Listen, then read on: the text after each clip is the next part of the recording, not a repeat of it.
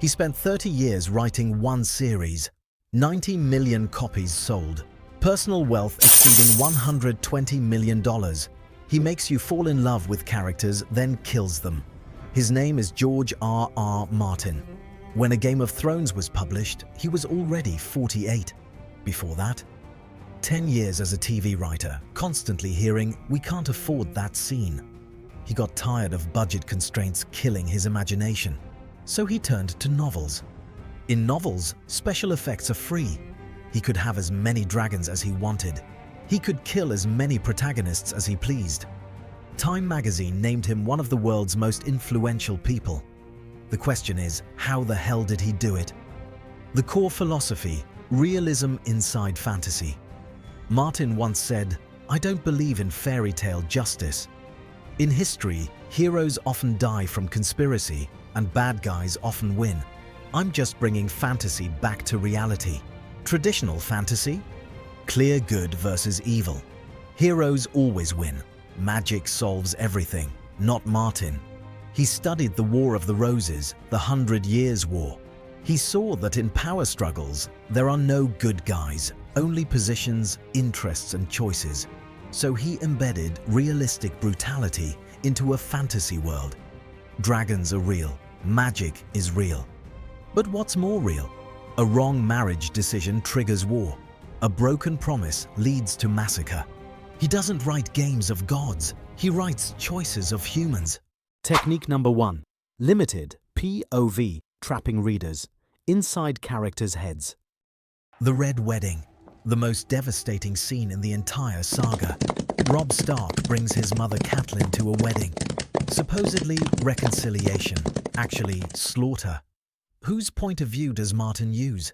Catelyn's. We only know what she knows. The feast begins. Something feels off. The musicians play The Rains of Castamere, a Lannister song.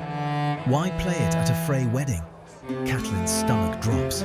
She notices someone wearing chainmail under their doublet. Why armor at a wedding? She sees the doors closing. Why lock them? She knows something's wrong but doesn't know what. Neither do we.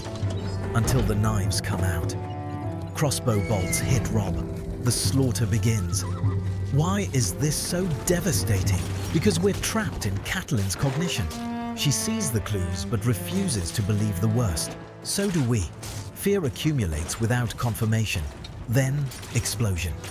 If Martin had used omniscient narration, the phrase "plan to slaughter Robb at the wedding," the impact drops 90%. This isn't plot.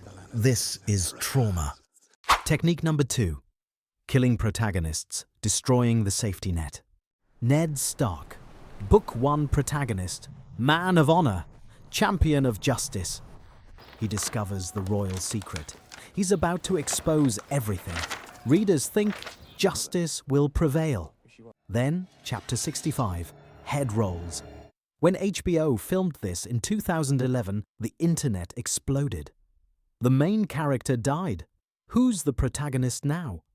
But they kept watching because everything changed. Martin established a rule. In my world, no one is safe. In traditional fantasy, protagonists have plot armor. Fall off a cliff, survive. Take multiple arrows, survive. Readers know, so they don't really fear. Martin ripped off the armor. Suddenly, every fight could be fatal. Every negotiation is life or death. But Martin doesn't kill randomly. Every death is a consequence of choice. Ned died because he chose honor over flexibility. Honor killed him. Robb died because he chose love over politics. Love killed him. You play the Game of Thrones, you win, or you die. There is no middle ground. Technique number 3. Unreliable narrators. Characters lying to themselves. Cersei Lannister. Others see her as a dangerous, ambitious queen. But when we enter her POV, how does she see herself? She thinks she's a political genius. Every move is brilliant. What do we actually see? Disaster. She alienates allies, empowers enemies, gets destroyed by the faith. Every clever move digs her grave deeper. Why write this way? Because nobody thinks they're the villain. Cersei doesn't think she's stupid. She thinks she's underestimated.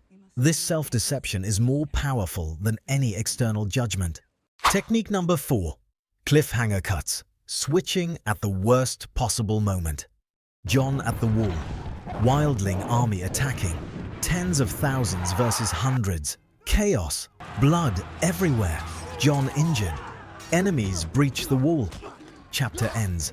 Next chapter. Daenerys. Camera cuts 3,000 miles away. You're screaming, "What happened to Jon?"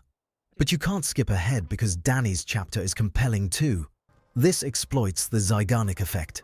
Unfinished tasks stick in your brain. Your mind tracks 7 to 8 storylines simultaneously, all asking what happens next. So you can't put the book down. Martin always cuts before the climax, never after. Cut after climax, readers relax. Cut before, adrenaline keeps pumping. Technique number 5. Foreshadowing. Seeds planted. 5 books early. Jon Snow's parentage. The saga's biggest secret. Book 1, all clues are there. Ned's promise to his sister. Blue Rose visions. If I die, Jon's secret dies with me. But Martin never states it explicitly. Clues scattered across chapters, viewpoints, timelines. 5 books later, the puzzle comes together. Jon is the Targaryen heir. Why is this shocking? Because every clue was there from page 1. First read, you miss them. 5th book, looking back, everything connects. The best foreshadowing only looks like foreshadowing in hindsight. At the time, it should feel like natural plot development. The core principle, choice defines character. Martin says, "I don't write games of gods, I write choices of people." Every character constantly chooses. Every choice reveals character. Every choice has a price. Ned chose honor, died. Robb chose love, died. Sansa chose to learn politics, survived. Arya chose revenge, lost herself. No choice is easy. No choice is perfect. Life doesn't give you right choices and wrong choices. Life gives you dilemmas. If you learn one thing from Martin, forget how to kill characters or create suspense. Learn to give your characters real choices, not save the world or destroy it nonsense, but save your friend or keep your oath. Protect family or pursue justice. Live in shame or die with dignity. These choices have no right answer. Only what matters more to this person. That more is the character's core.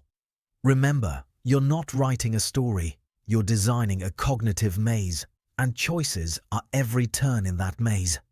Welcome to the game where nobody wins, but everyone reveals who they truly are.